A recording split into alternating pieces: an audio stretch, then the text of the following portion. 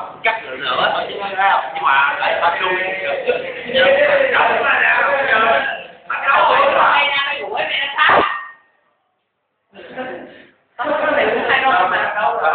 chơi đường đâu không có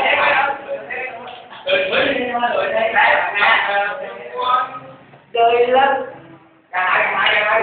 cái đèo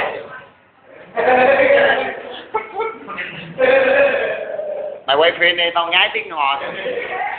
ngái vô chậm bông cãi mà không tính có gì nghe mặt chưa chậm nghe mặt